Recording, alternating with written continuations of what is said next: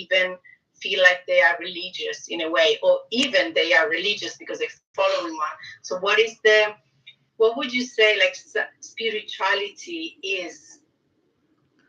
The question is that people should ask themselves, how well do they know themselves?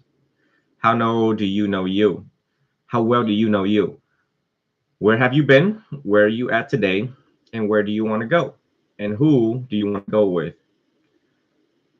Spirituality is really being honest with oneself, intimate with oneself. Nowadays, when we look at what people do, they really tend to run away from them. They do everything to distract them from their own thoughts, from their own feelings. Uh, Matter of fact, some people are really afraid of themselves, thinking they're so they always have to keep themselves busy, busy doing this, busy doing that, and creating more excuses to be more busy. But never, if it only takes me 5 minutes to screen someone about their own spiritual path, spiritual well-being. And so take it the priority of peace. One has to ask, the purpose of knowing myself is to free myself from disturbing emotions. And one has to be honest about one's stress level at home. How well do you respond to things, and so on. And if things are not working out, then we should really relook at the priority of peace in our lives. And you make that time necessary to dive into, start looking at the details of the word spirituality, its practice. Where do we start? Where do we begin? And Buddhism teaches you that where to start. We have a method to help you trace the links of influence, to look at where you've been, to really look at some of the mistakes that have led you to where we are today, and help you to proceed on forward mindfully. Mindfully proceeding forward can help you in many ways. Mitigate mistakes. You can absorb and inhale life through a different lens than what it was before. Quality of life. So again, and again, when people run after spirituality in a wrong sense, it also distracts them from the, you have to find a good, qualifying, authentic teacher to point the right way, the right path. I mean, some people, they think of spirituality and then went into sound healing, and then go into all sorts of other type of meditation or ayahuasca or using drugs, and then they want their third eye to be open, and all of this mistaken notion, the romanticism of spirituality, and ended up being misled, and they are further away from themselves than where they started. And the Buddha taught us to, you have to deal with the problem head on, and you have to look at yourself really hard in the mirror. Not ayahuasca, not none of these shortcuts to spirituality and awakening. Yes, that's true. And I guess it becomes an addiction, along the line, because all of these things, they are not, because if you want to find something that is short term, as you're saying, like short term pleasure, for example, you always look for something outside of yourself. But if you actually are going to find peace, like true peace within yourself, which is going to last, is like long lasting, then you have to look at yourself within yourself. And I remember you said, be mindful when you are with others and take care of your mind when you are alone. And actually, I wanted to talk about like taking care daily of your mind, because I feel like sometimes we are in a society where people think that they have to actually come back to themselves just in extreme cases, basically. So when there is, which it can actually lead to a transformation. It can be, but how can people, on a daily basis, cultivate this so that it becomes something that they can have and use every day? So this is going to be part of their health, basically. For example, I work with pregnant women mainly, and there was a woman telling me that she wanted to try meditation every day for 10 minutes, but actually she was a beginner in this, and I said to her, you can take it slowly, because otherwise it can become something overwhelming, and then you kind of stop all of a sudden, because with everything new you want to, feed it slowly until it becomes, as I was saying, an addiction. So you can't live without it anymore. You actually want it, and you know how to get there, and you see more clearly throughout life what actually gives you peace and what not. So you can put your boundaries in that way for your health, but also for others, because I think your peace is the peace of others as well. So, like, how do you take care, like, daily with meditation or with the practice in general, for that could be accessible to everybody, really? So part of taking care of your mind is to number one, we have to understand the science behind the mind is that in a day you can reach up to 70,000 separate thoughts each day.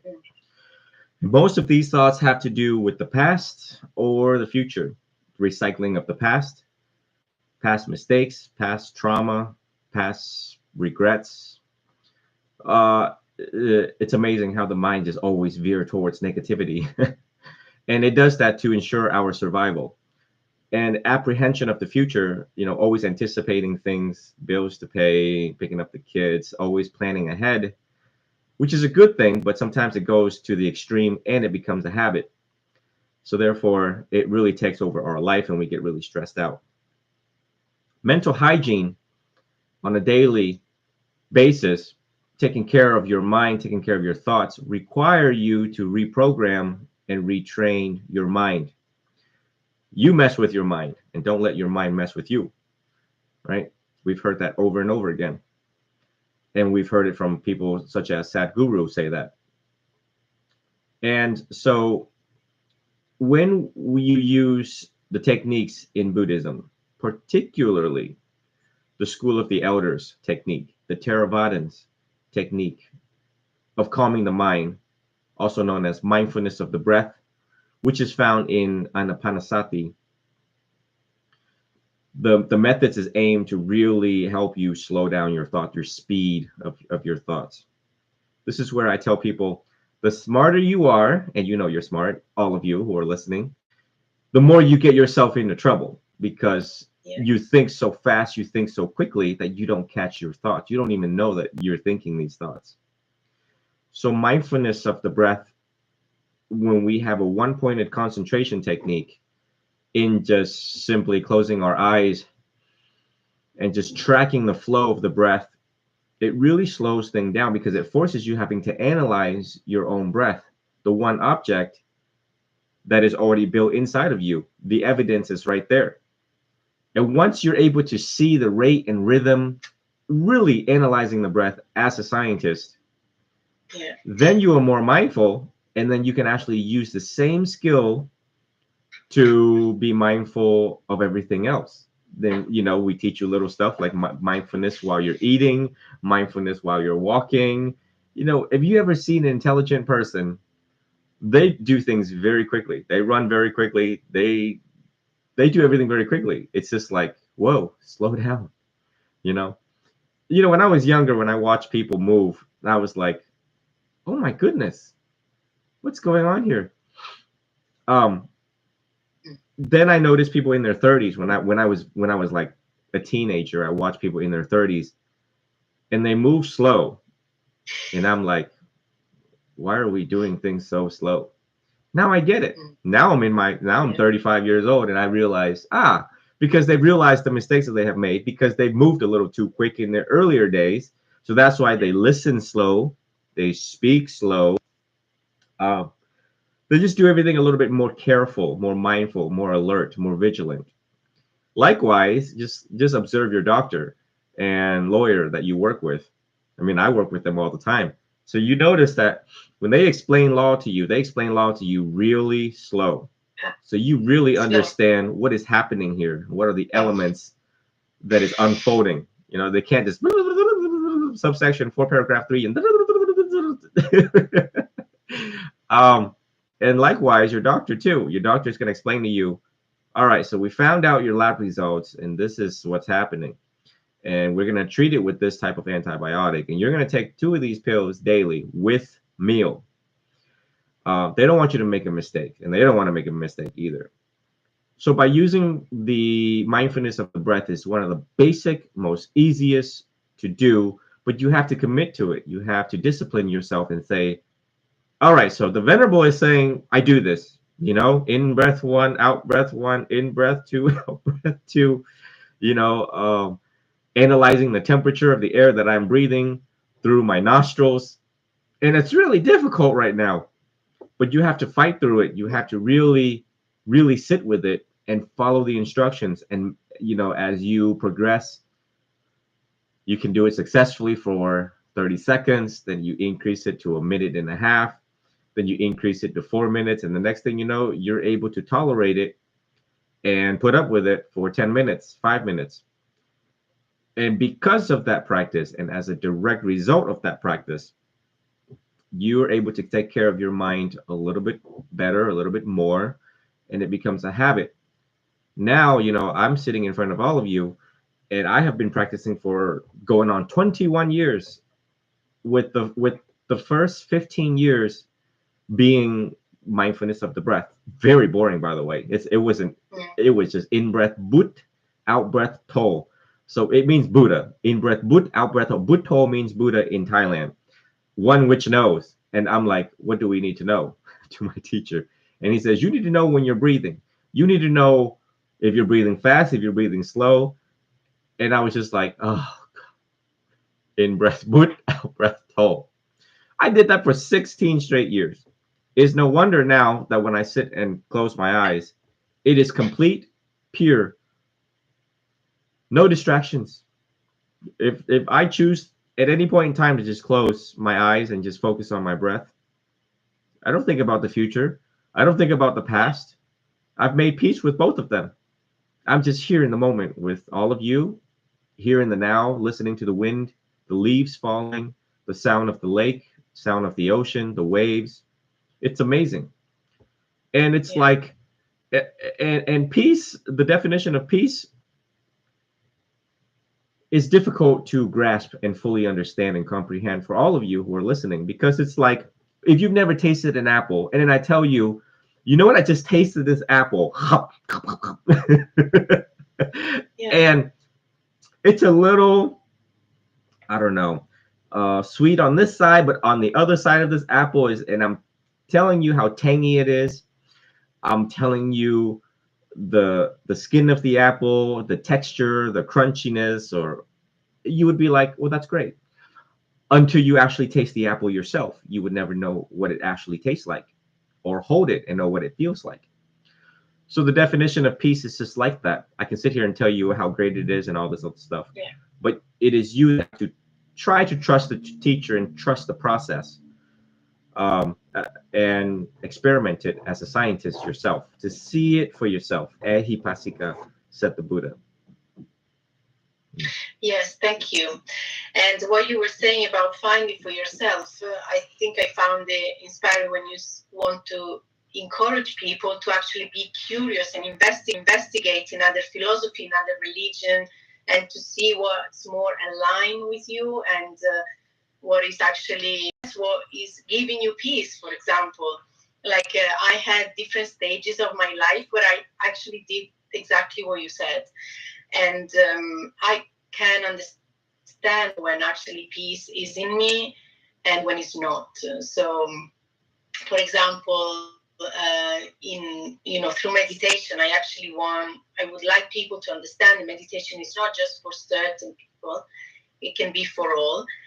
And some people have, I don't know if you find this with other people, that they think that meditation is just like switching off your mind, something like they are something impossible or something that is super powerful. But it's actually what I say is coming back to yourself and focusing in this way can be on the breath. Depending on what you focus, you can actually have lots of thoughts, and you pick one and you focus on one because you want to actually work with it. But it means that the mind is not in control of you, but you have mindful. You're mindful towards your mind, basically. Yes. And the breath, as you said, is a very powerful tool that can actually help you to do that. So that's what I, for example, teach with my women when they go through labor. So when you go through something that is uncomfortable for yourself or is unknown, then you come back to yourself throughout the breath, basically. Yes. And so I'm sure you find, people that maybe they feel like, oh, meditation is not for me, or they feel like it's alien to them, or something they can't access, but it's accessible to all. 2,566 years ago, benefit of meditation. The Buddha did not have TikTok. The Buddha did not have an iPhone like we do. So he and the people who were following him also did not have these devices to like escape misery or whatever is going on. And so they use the breath to calm themselves. And this meditation, when it's done correctly, here are the health benefits: stress reduction, anxiety management, depression management, lowers blood pressure, strengthens the immune system for you to fight all of the disease that's running around in the world, improves memory, when you forget your keys a lot, regulates your mood, increase self-awareness. The list goes on. You can find like 30 types of health benefits. And who doesn't want to live longer, stronger, healthier, happier? That's something, that you have to find enough evidence to convince yourself that this is a well worth practice. Why is everyone jumping on the mindfulness wagon? It's because it works. It's been working for 2,566 years ago. And, we Buddhist monks are the black belts in mindfulness training. This is our specialty. And so again, I make myself very available, and hopefully your local monasteries too, to go there and just, try it out with the mindfulness meditation. I think it also has to do with taking the responsibility of our life, in terms that, we're reading out about what meditation is. It reminds me of what your doctor should actually do, like holistically, but maybe they're not doing this, but find your own doctor within you. So I think this is, taking responsibility of yourself. So for example, I always give the example of headache. I actually had headache today. And what do you do with that? So things are coming to you because things will always come to you in your life. But what is your approach to them? Because, for example, you can take a pill, and I'm be honest with you, I took a pill today. But I've worked throughout years understanding why this was coming to me. And this is actually, again, coming back to yourself, understanding what works for you and what is peace to you. And then slowly, for example, I think I found out that it was actually because in that moment when I'm actually not feeling good, I take care of myself more. I try to think less. I try to stay in the moment. I try to, drink water, calm down. I don't want to talk too much. So all these kind of things that should be there throughout our days, basically. So I think it's actually an act of responsibility to wanting to do something that is good for ourselves, like investing in our own health, basically, I think. From a Buddhist standpoint, we really don't we don't mind too much about what you guys really do to cope with things. If the Buddha was sitting here today, the Buddha would ask you, how well is that working out for you? When you're drinking 24-pack of beer, when you're drinking a lot of wine, liquor, when you're out clubbing, when you're out doing drugs, when you're out, taking antidepressants and stuff like that. Yeah. The Buddha would just simply ask, how well is that working out for you? And you are to answer that honestly to yourself. I mean, how well is this working out for me? Just last night, I spoke to a student who is an RN, who is a registered nurse. And the student said to me, I'm dealing with depression, and I can't believe that I'm taking this amount of drugs to sustain my life. And And the drugs is regards to the antidepressant medication, not illicit drugs, not illegal drugs, like, you know. And I'm sitting there and I'm scratching my head, you know, because I have 15 years of clinical experience in the medical field, both law and medicine. And I'm like, wait, you're an RN, so you do know the side effects of all these drugs, and you do know that it's treat in my head. I'm gonna have a conversation with this student soon, and I'm gonna repeat exactly what I'm telling you all here, which is, wait, I mean, you do realize this treats the symptoms, not the cause of the depression. Yeah. I don't think it clicked in his mind that taking, but he's opening his eyes now. The fact that Yeah. that statement alone gives insight that his eyes is being opened, that I can't believe I'm taking this much to sustain my life. So he's on the verge of hitting rock bottom very soon. Sounds like it. So again, um, yes, you do have a response. I mean, you have to think about, you have one human body to work with here in this lifetime. It's your vehicle for enlightenment. Things can change. I mean, majority of people think that, you know, life like kind of sucks right about now. Well, so what happened if you fall in love? What happened if you finally truly meet the right one? What happened if you win the lottery? You know, just what happened if life changed for the better? Well, I mean, you've been dumping all of this smoking and drinking in your life. You know, are you gonna have the health to drag on the next 50 years? If you win the lottery tomorrow, a couple $1 million, are you gonna have the health to travel, or are you gonna be coughing on the plane and, you know, be on all sorts of machines trying to sustain your life? So again, you know, health and wellness would be priority. I would hope the people really think about that, how important that is. Sleep, health, all of the science we know about well-being. Yes, yes, you're right. There is a actually we can access anything like nowadays through everything. Like you know, people could actually find health and peace because the resources are out there. So it's actually about making a step towards it.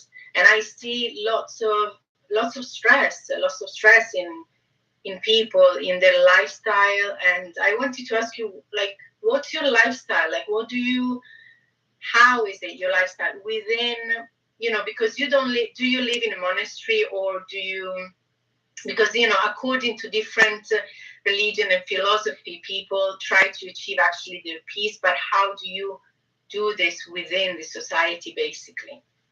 I do. Number one, I am a traveling monk, so I travel from monastery to monasteries to give teachings.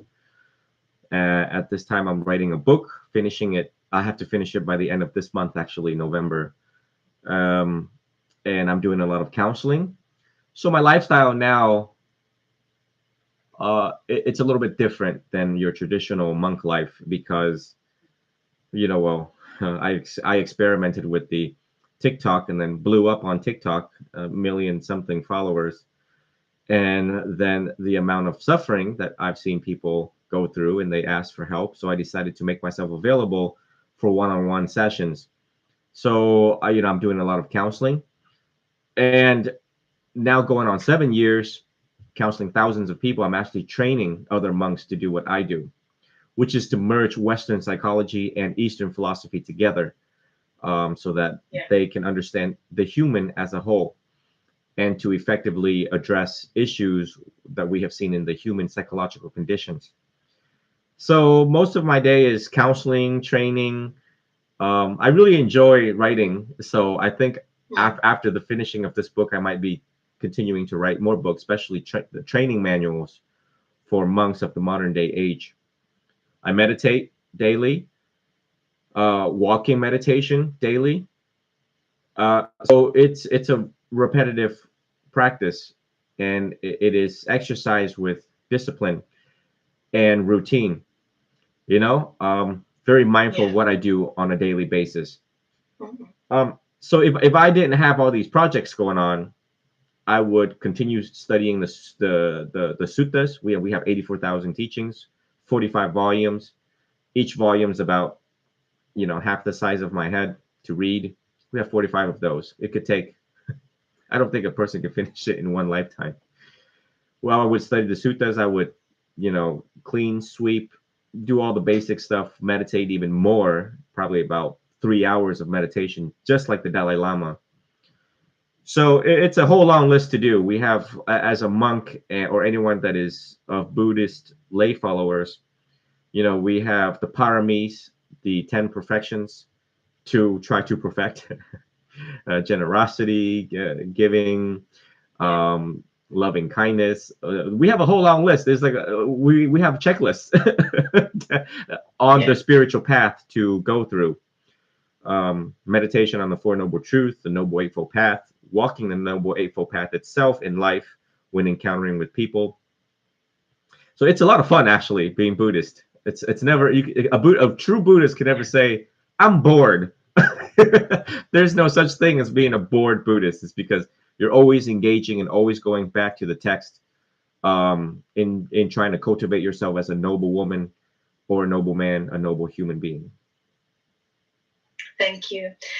So do you feel like you are now in this cycle? Like, for example, at the beginning of a transformation, maybe sometimes you can fall off. I mean, we're humans, so I'm sure you have these moments as well. But do you feel like you're in the momentum now of, this beautiful feeling and life that you have that is like nothing and no one can break it? You know what I mean? Like, it's because it's not something external. It's not like a scarf that you take off or you put on. It's something within you that it's you, basically. It's amazing. I was a young man that grew up very angry, depressed, angry, suicidal, ADHD, have learning problems in school, could not sit still. My life was anything but peaceful.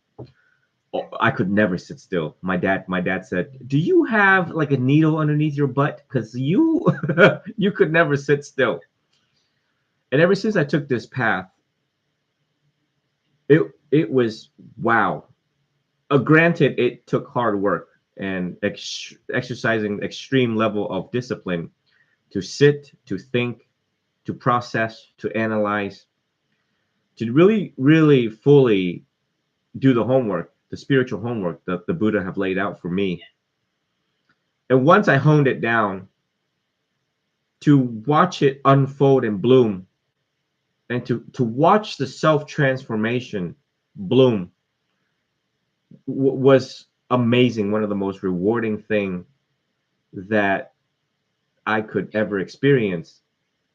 And I hope to inspire everyone by and through my own change, is because it is exactly that will help them change themselves. We inspire other people by and through our own example, not just the way how we speak or how we talk.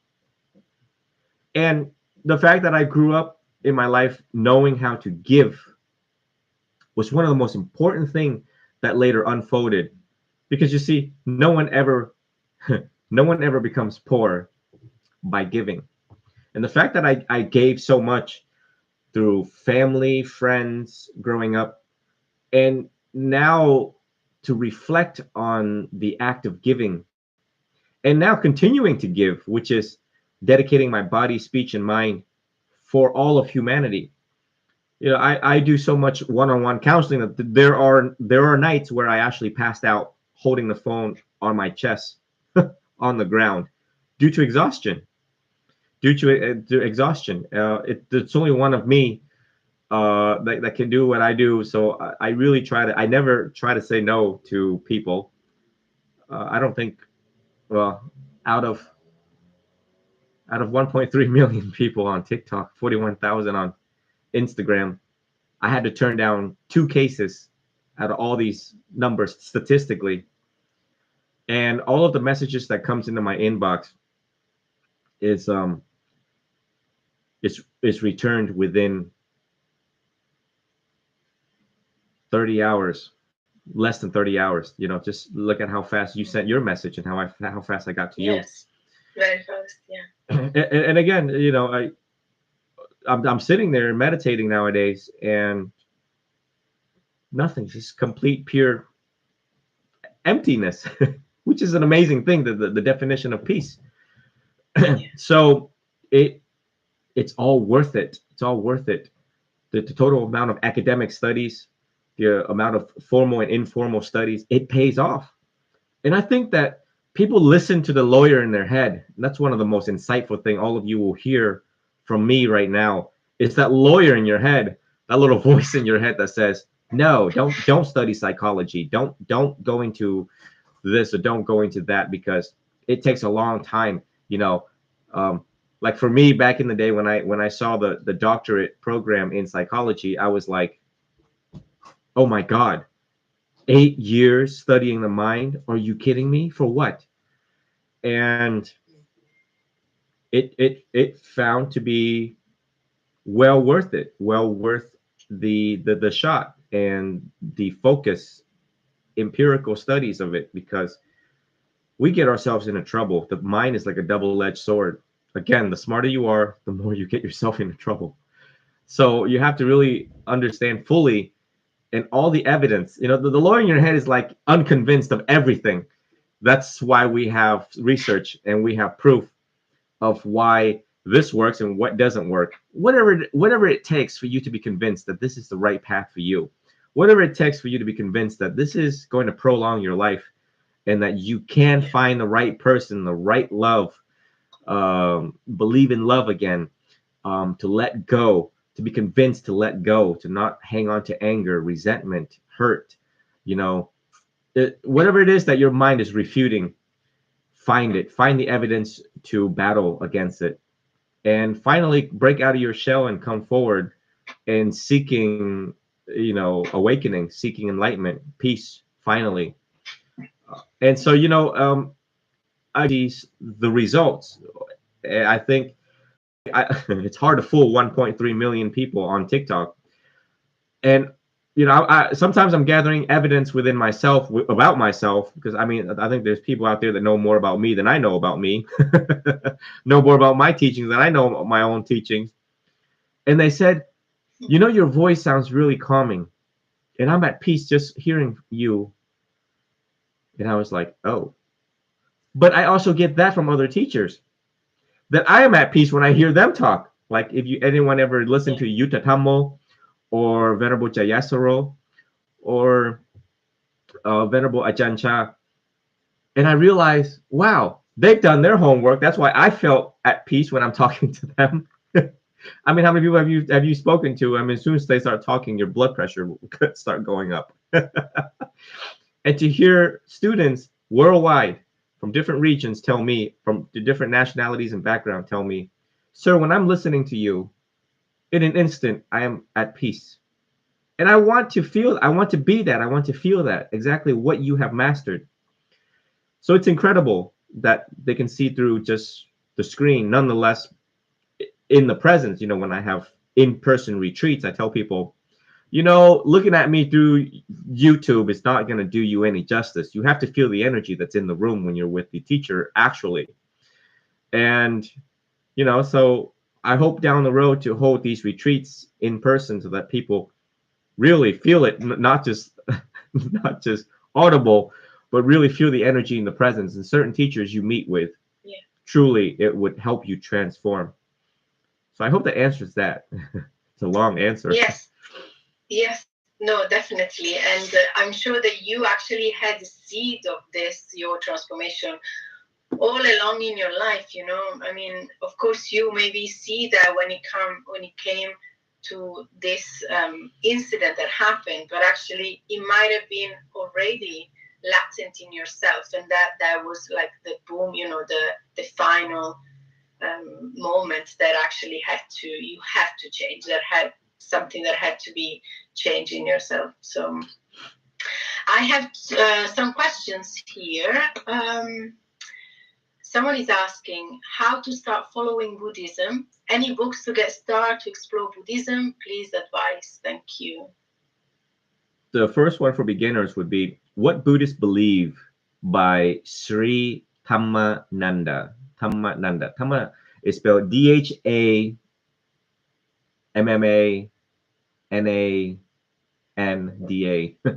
Dhammananda is Dha, so it's pronounced as Dhamma in Pali. But hold on, I think I have the book right behind me. Right behind me.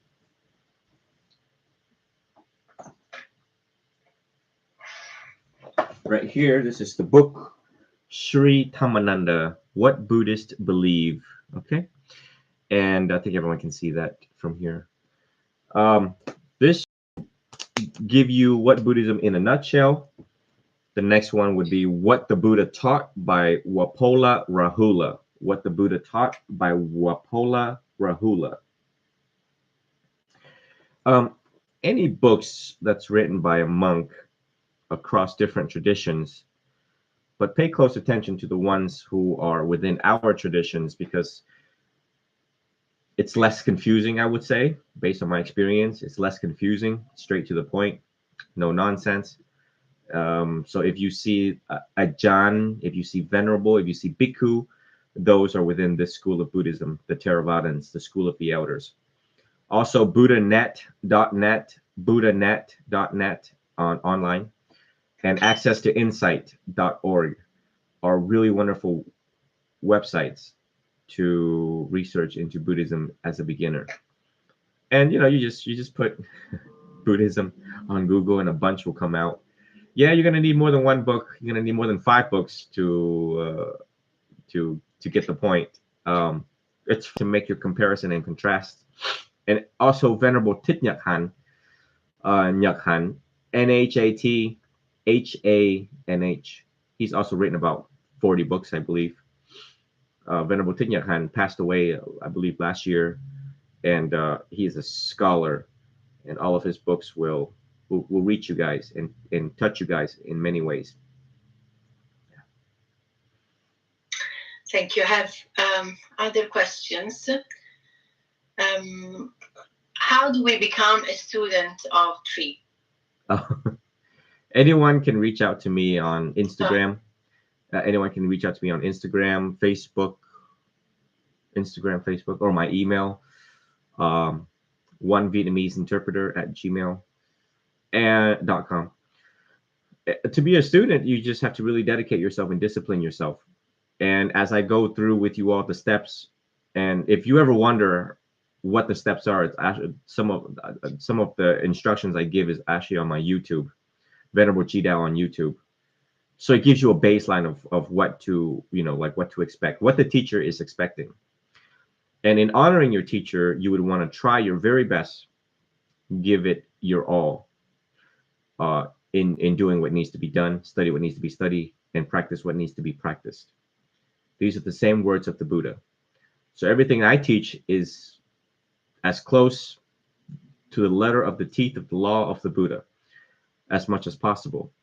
And time is running out for me very rapidly, very quickly, actually, as I'm due to travel overseas soon. So every instructions that I'm giving to students need to be taken literally, seriously. I am meant for the student who are serious at ending suffering. And now I'm tightening everybody up in this practice, because there's really no time to fool around. The problem is we think we have time, said the Buddha. And people really fool around, and you're wasting your time and you're wasting the teacher's time. So as I get older and as I'm progressing, through my monkhood, I'm really becoming a little bit more strict, comparable to last year and the year before that, as expected.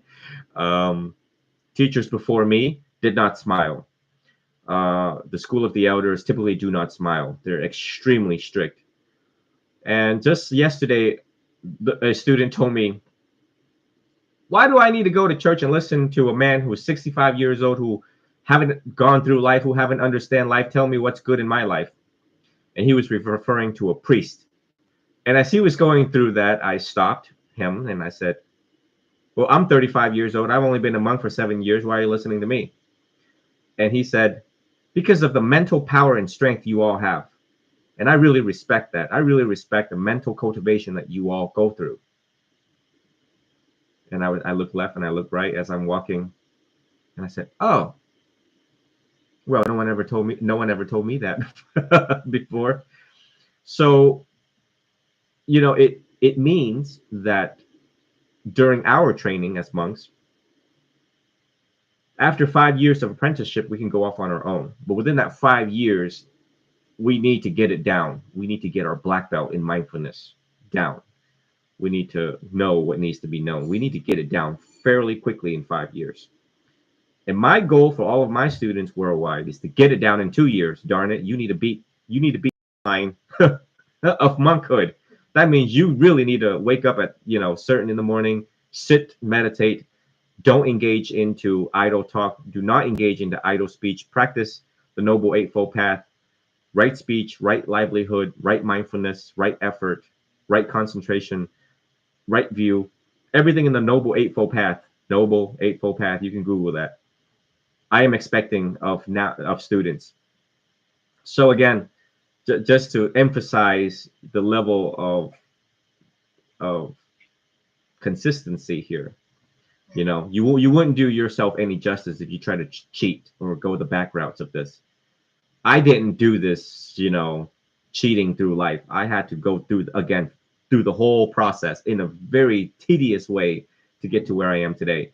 And now that you have me, which I make it really fun for people to study and practice. It doesn't get any better than this. This is something I called, and I'm not here to boast about myself or my program. Trust me, it's not about me. It's about you. You can. But this is world-class advice. This is world-class advice and world-class practice, merging cognitive behavioral therapy and mindfulness training together. So I can only do my best, and I'm not a one size fit all. So I hope you guys try it out. Thank you. There's another question. How many years it will take to become Buddhist? You can be Buddhist in the next 30 seconds if you like. What does it mean to be Buddhist? It means that you want a better way of living. You want a better way of thinking. You want to do things in a different way than what it was before. Again, if the Buddha sat here, and if I was a Buddha, I would ask you how well has your life been working out? How well has everything been working out? How well is waking up? How well is working? How well is dealing with people? How well are you dealing with stress? How well are you dealing with your problems? And the dedication and commitment to becoming Buddhist is, I'm sick and tired of being sick and tired of being sick and tired of being sick and tired. And I want a better way of doing things. And I want to know what it's like to do things in a different way, a more smarter way, a more intelligent way, a more wiser way. And that is what it means to be Buddhist, is to just change the way how one is doing things. That's it. That's all it means. In Vietnamese, it's called Đi Tu. Tu means to change. Tu also means to amendment. And so, so I'm sitting in front of all of you, and this uniform means Buddhist. But I look at myself as a simple man, a homeless beggar, one who is a visitor on this planet. And I just want to live a simple life, my old traditional way of practice is to hold a baking bowl, and that's it. I just need food to survive. And I know how to give more and take less from people. And it's a simple life. And being Buddhist is living simply. We don't get into all this mess of worldly pleasures, of worldly concerns. Stuff that you see on Twitter, stuff that you see on CNN, stuff that you see on what's going on out there. We don't really worry about that. We have our own problems to worry about. We have our own tangling of the mind of like a cat playing with a hairball. Okay, that's what's going on up here with each and every single one of you. And we want to pull out each string, untangling the tangle of your mind for peace. And we look inwards, and that's it. That's why monks go into the forest, find a tree, sit underneath the tree, find our faults, and fix each fault, fix each mistake. So again, it doesn't take years to be a Buddhist. You can be a Buddhist in the next 30 seconds. It can change that fast. And all it takes is willpower. I want to change. That's it. That's all you have to say to yourself to become Buddhist. I want to change. Good question. Thank you. Thank you. So how do you sustain yourself? So my parents support me on the spiritual path, 80%. So everyone who has benefited from the one-on-one session, everyone who has benefited from everything that I've done over the past 8 years was as a direct result of my parents' contributions to my spiritual path. The other 20% is relies on donation, of which at the time of this talk, 7 years into the monkhood, there's only been less than $4,000 in donations.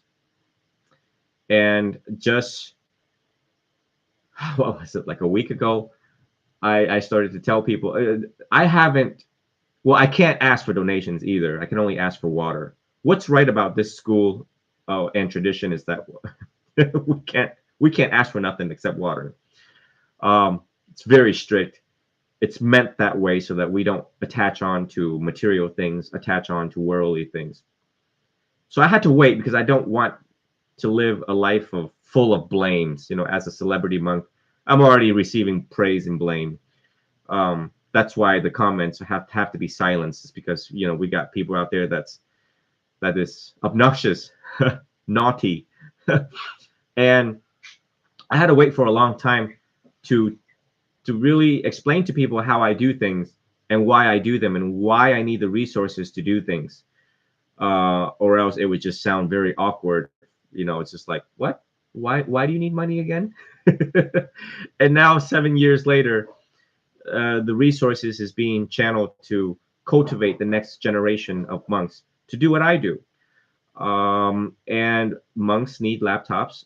We need books. We're shortage of cognitive behavior therapy books. We're short of psychotherapy books by Corey and Corey, instructions to teach monks how to do counseling. It takes years to cultivate to be a good Buddhist psychotherapist. You know, helping people with depression, suicidal thoughts, homicidal thoughts takes more than 5 years. You know, and you look at the current standards for psychotherapists is about 8 years, 7 or 8 years. My standards are even longer because I have to really make sure that there's no mistakes. We have to be better. We have to be better than traditional psychotherapists, because majority of psychotherapy out there in the world fails. Therapy fails. That's why they come to us. That's why they come to me. Yeah. One of my question is, have you been to therapy? Yes. And the student last night, who is an RN, told me, I don't think my therapist understands me. I think the therapist is even judgmental. And I was like, horrific stories. Furthermore, some of these monks are overseas. I had a monk that told me his laptop, you know, blew up. So you gotta send them a laptop. And truly, these laptops are not American made and not with certain quality parts. So it's not about me, how I sustain my life. I think I'm okay, but it's about my leadership. It's about the group of students that I'm leading. And mind you, the group that I'm leading are Gen Zs, and most of them don't have a job. They're at risk for running away. They're at risk of committing crimes, using drugs, suicidal path. And majority of the money goes to the cognitive behavioral therapy books and giving out to local students. So I'm always at a deficit. It's you know, I smile a lot just to hide the true feeling deep down inside of the programs that I'm running, and how much of a deficit I am at. And the sustainability is about those programs. That's what is going on. I will be fine. I mean, I'll be fine if I don't have a monastery to stay, or if I'm truly homeless out there crawling on, you know, hands and feet. But it's more about what I'm doing, my mission, my purpose. So, you know, I really thank people who ask me about that. They're like, how do you make money? How do you, well, I can't earn a living. There's a lot of things that I cannot do. If you look up 227 rules for monks, those are things that I cannot do. So with the help of the people, it keeps the ball rolling with what's going on. And any thoughtful human out there who are listening understands fully the weight of the world and what we're dealing with. I think the amount of violence in the world, and what a shortage of holy men there are to keep people calm. You know, the rate and the magnitude of hate versus the speed of peace, and we're fighting against it. It's the good versus evil. This is the good versus the bad. And again, I mean, how many monks are bilingual that can speak English? How many monks is well versed in psychology that can do what I do? I mean, if I could clone myself, I'll be like, here's all of my cells. Go and clone me, please, because I mean, I'm dealing with masses of suffering. But yeah, but to make this short, I rely now on donations to keep my programs going, and about 20% of that donation goes to me. Honestly, having to disclose this in front of you and all of you across the world, to go to medical bills. You know, I need lab works too to see if my CBC, CMP, TSH is well. So it goes. You know, I don't have free healthcare. I still have to pay for healthcare here in the United States.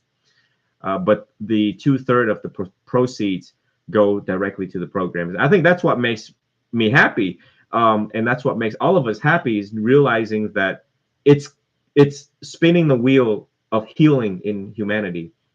It's spinning the wheel of active change that what needs to be done.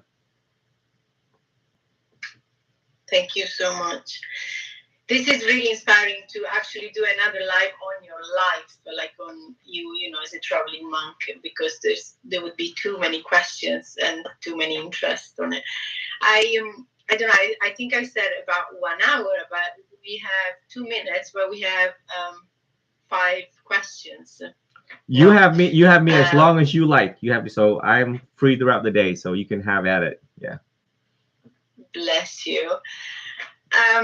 So one question is, do Buddhists get married? In this tradition, you cannot. This is again a very conservative school of Buddhism. Our aim is enlightenment, and try to reach enlightenment and awakening in this lifetime. And I am quite determined myself to achieve sainthood in this lifetime. I really don't want to come back as another human in another lifetime. You see COVID, you see all these lying, cheating, killing, stealing. You see all these things in humanity. I have in my head thousands of stories of parenting, divorce, killing, shooting, anger, letting go. I can write volumes of books if I just choose to sit there and write. Anyone who wants to write for me, just come here and sit with your notepad. I'll sit here and tell you stories until I pass out, and then I wake up and I tell you again, and I pass out. 356, what? How many? 356 days a year. So, where was I? I just lost my train of thought. So why did you say in this tradition? Because before, yeah, okay. So getting married, yes, getting married. So I really don't want to come back. So in order not to come back, to keep straight on the path to peace, the path to liberation, nirvana, enlightenment, is that you really dedicate all of your time. So if I have a wife right now, say I have a wife and 2 kids, where's all the time going to be? They're always bidding for attention. So just notice in your life, if you're married at the time of this talk, or if you have a relationship at the time of this talk, just think about it. Just think about, honey, I need to talk to you. Honey, I love you. I crave affection. I crave physical touch and kiss and hugs and all. You got to give that to your partner. You have to water the plants, and having a relationship is you have to water the plants. That is actually my specialty in college, was studying relationships. Now in Japan, monks in Japan can have a family. They assert that in order to survive, in order for Buddhism to flourish, we need to have we should be able to have a family and work and earn money. Not in the school of Buddhism. Yeah. Yes, thank you. I had this maybe cheeky thought once about this, because I thought that Buddhists don't marry, but I thought, how do you continue humanity if you don't have like a relationship in a way? Not everyone wants to be Buddhist, and not everyone's going to be a saint. Yes. I already had yes, I have another venerable that disrobed. We can reordain no more than 7 times according to the Vinaya, according to the rules. Um, and I can just tell one other person I'm disrobing, and I can disrobe and have a relationship. Not everyone can stay straight on the path of sainthood. Not everyone can stay straight on the path of monkhood. So therefore, like I said, and the graduation rate within my school very low. That means people Yeah. go back to their old ways, their old habits. They get lustful. The power of the flesh is what I call it. Power of the flesh. Once you see a fine girl, big boobs, nice waist, whatever, they're like, oh, I'm gonna disrobe and see if I can have a family with her, and then make the mistakes, then come back.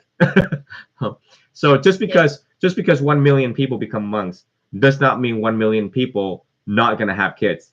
1 million people gonna become Yeah. monks, and then they're all gonna drop out, and maybe if you're lucky, a thousand out of 1 million will make it and graduate and truly dedicate themselves to arahantship. How do we know this scientifically? Simple. You go to Thailand and you look at all the arahants, Arahant, arahants. Those are fully enlightened beings who were human just like us, like a Jancha. The Buddha was human just like me and you, is a representative of the human race, achieve enlightenment by and through human effort. And just look at how many arahants got to sainthood, comparable to 8 billion people. And that's how you realize that, oh, okay, well, that's why there's the school of the elders. Yeah. No, but that's actually the challenging within this society about, people creating a family. How do you give something to yourself? Even time management is kind of something that you need counseling for, because it's much easier on one side to just be on yourself, but of course it's a choice that.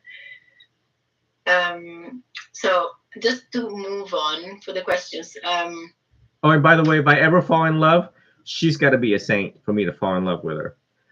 Okay.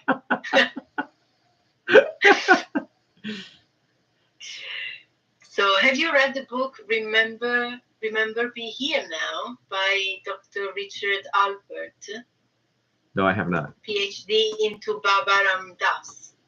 No, I have not. I'm looking it up now. Ram Das. No, I have not. I will look forward to reading it whenever I have the time. I'm really begging for time. Yeah. But anything by Ram Dass is pretty awesome. I see a lot of followers of Ram. Thank you. So last question is, how can we join one of your retreats? Thanks. You'll have to stand by for announcements on that. I really want to hold one after the finishing of this book. I really enjoy meeting people in person and to hear your story and to walk through life with you, to hold your hands through everything that you guys tell me. So it's such a joy meeting people. I actually hope to travel across America and across the world. But you know that there's difficulties in that, isn't it? Just look at, if you wanted to take a vacation somewhere, look at all of the expenses that is necessary to facilitate that. So I would say right now, just follow me on YouTube, and any future announcements will be made on YouTube and Instagram about my future retreats. I really want to hold a humongous one, a big one. I really want to see the love and support, and I really want to see people close their eyes in front of me, and to guide you and to lead you to taste peace, to know what it's like to truly taste peace. It's incredible to see you all transform. Is like the ultimate joy a monk could ever ask for in his monkhood. So again, just stay tuned. I mean, I'm telling you, I have the intention, and usually I put these intention to work quite fairly, effectively. Again, it is through your contributions, through the contributions of the people, that makes these events happen. And I'm trying to ask permission within the council to make changes within our rules so that it can be more flexible. But you got to understand, I come from the school of the elders, some of these rules really limit me what I can do and what I can ask for to make these retreats happen. Like it just wouldn't be right. Be like, oh yeah, it's $100 a person to come to Venerable Chi Dao's retreat, and all of the school of the elders start looking. Did he just charge money for this retreat? That's the look I would get. And I sit on a panel of Buddhist scholars around the world. I'm one of maybe 50 around the world. So there's not a lot of us. And once one eyeball gets on you, the rest of them gets on you. But again, you have to be compelled by what I'm trying to say here to take action to help me make these retreats happen. But I look forward to seeing all of you soon. Thank you. So I have two quick questions. One is from someone that is saying, why there isn't any woman, only woman monk, or is there? Yes, there are the Bhikkhuni order. If we are bhikkhus, there is the Bhikkhuni orders. The order is being revived slowly by Venerable Ajahn Brahm of Australia, and I think Sri Lanka or somewhere else. I forgot. There is the Mechi order in Thailand, and I am trying my hardest to be part of to reviving the Bhikkhuni order. It is a very that statement alone that I just said is extremely controversial. So there will be more praise and blame just based on what I've told all of you. And I don't really care at this moment about praise and blame or if they throw sticks and stones at me for standing up for the rights of women, the equality and justice for women to have equal footing across the world, not just in the monkhood, but in occupation, job, and salary pay. I will not stand for those who look down upon women and pay them less, or no, you cannot be a CEO because you're a woman. It does not sit well with me. Yesterday, I was watching the news, and there was a woman who got arrested by the FBI for leading a battalion of women for ISIS, women only for ISIS. And my eyes got this big when I seen her face and analyzed her and realized that if we don't change things in the world and Buddhism, that is my arena, we will have more women joining ISIS.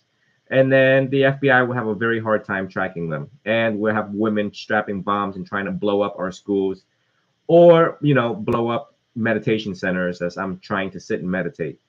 So that is a very serious thing. Sometimes we forget these things are happening to be in the background of society. And I was like, oh my God. And she only got 20 years, by the way. So after 20 years, she's probably going to go out and do it again. So I better find out where she's at and go have a conversation with her and say, you know what? I think it's time for you to be Buddhist. You want to be a bhikkhuni? I can make you a bhikkhuni right now. And why don't you change and not lead a battalion of women to blow themselves up and other people up? So that right there gives me ammunition to present to the council and support of women. And I know it's coming. There's going to be people that's probably going to try to kill me for certain things that I will be standing up for humanity. I promise to the people that I will be doing great things after 1 million followers, because the 1 million following just means that they're voting for me. And if you vote for me on YouTube, then I can tell the council, do you see that? That's 100,000 people that's voting for me to do the right thing, to do the right thing for women, to do the right thing for humanity. So I think you hear my voice, and I think you hear how serious I am about certain standpoint that I want to take. But I am still a very small guy out there, and again, with the support of the people is what's going to help me make the change that is necessary in the society. I just hope it comes to fruition. And before I die, I need to leave a legacy of change. I'm not going to go down without a fight. And there's many people out there that that have tried to take me down because they see that I am a threat. I am a threat. I am going to stand up for the right thing, no matter how long it takes and however it takes. You know, um, and it's not uncommon. Every religious leader, someone always try to take them down. They say the nail that sticks out the most gets hammered down first, and you know, like even you know, like Venerable Aloysius Schwartz, he was a Catholic priest that raised millions of dollars and try to have he have this for poverty of children in Mexico, Korea, and Philippines, and his own bishop tried to like get people to have him killed according to the biography that was being written. And, and I was like, your own bishop tries to kill you? What? So what makes me think I exempt from you know, people trying to do harm to me for standing up in women's rights, standing up for human rights, standing up for people with disabilities, standing up for humanity, you know? Yeah. So but anyways, I look forward to the big great fight. I'm not going down anytime soon, and I'm not disrobing anytime soon. I look forward to it. Yeah, well, I do understand you, so I wish, you know, there's more people like you and us that are, you know, the enemy of hatred, the enemy of anger, so that we can bring peace. So I would like to conclude it because you know, maybe you can't say to me stop, but I've taken already a lot of time from you. And just a curiosity about the color of your dress, because I know that you have different colors according maybe to the country, or maybe you can tell me better that, but also the color, if there's a meaning behind the color that you wear. Today you're wearing burgundy, but sometimes you wear orange. Yeah, so you wear white as well. I have 7 colors to choose from. The colors do vary from region to region. Stephen, when you get there, call me or text me when you get there. And once they get to the place, I got to interpret over the phone. The number one, all of the colors mean death, because it symbolizes colors of a leaf that has been fallen from the tree in the autumn season. So when leaves fall, this is the colors that you get in the autumn season, spice colors.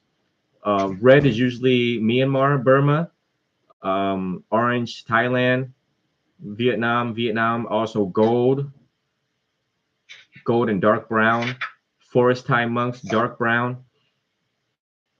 I circulate through all of them, through all of the colors, and sometimes it's meant to educate people the different colors that we have, and to also keep track of certain talks and series of talks that I have online. You know, if I wear orange all the time, it's hard for me to go back to videos and be like, wait, which one was I talking about? Relationships. And so yeah, it's crazy trying to upload the hundreds and thousands of videos that I have made.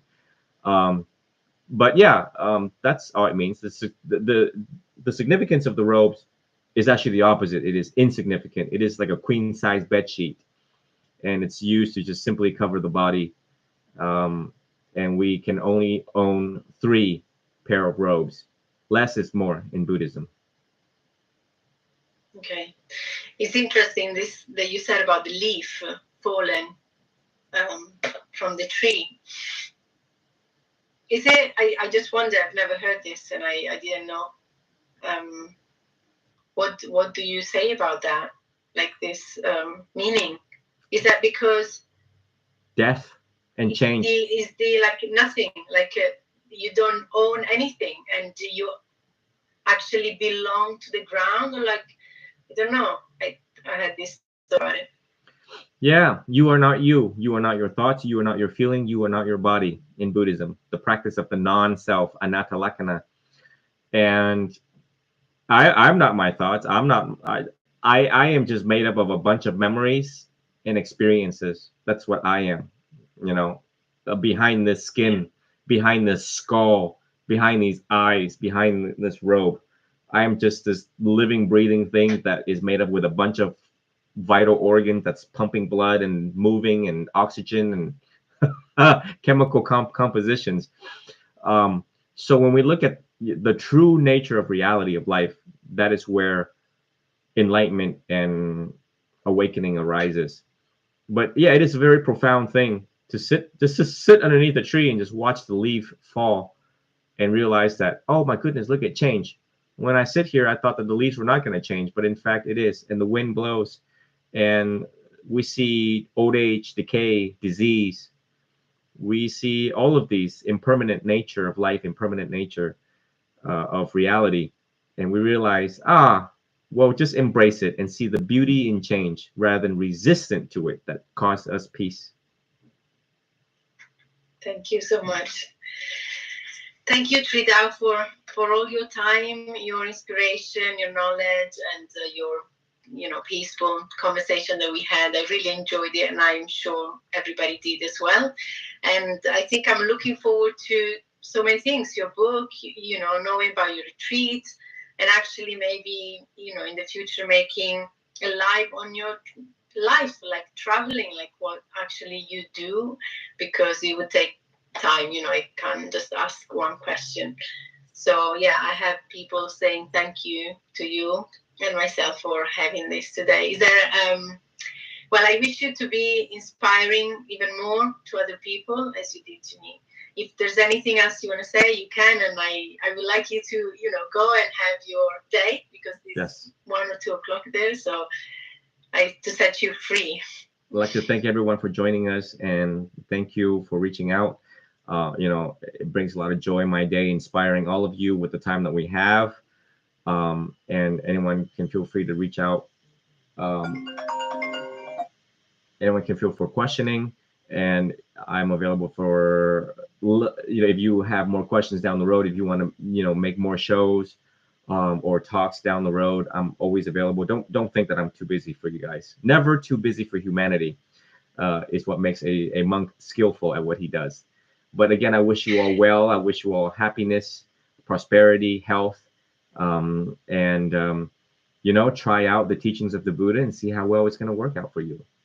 Yeah, thank you. I think you're the only person with like 40,000 followers or more that just answer promptly. I would never imagine that. So thank you so much for everything. Thank you. Take care. Bye-bye. Have a nice day there. You too. Bye. Bye-bye. Bye. Take care. That was amazing. And the reason why I get back to people, 41,000 or not, is the priority of humanity, simply put. So this is it. You got to walk the talk, folks. You can't just be there and, so give me 1 second. I got my assistant texting me. 1653rd.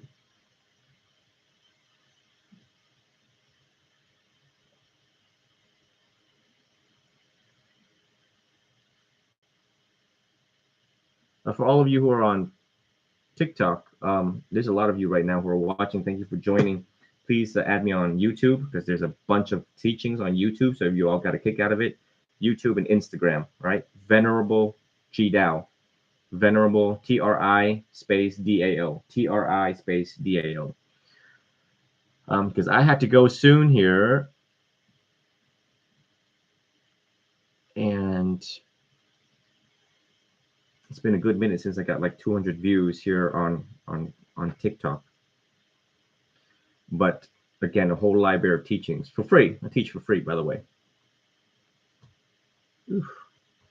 I need to grab an Ensure because I skipped lunch. Or I'm going to end all of these lives.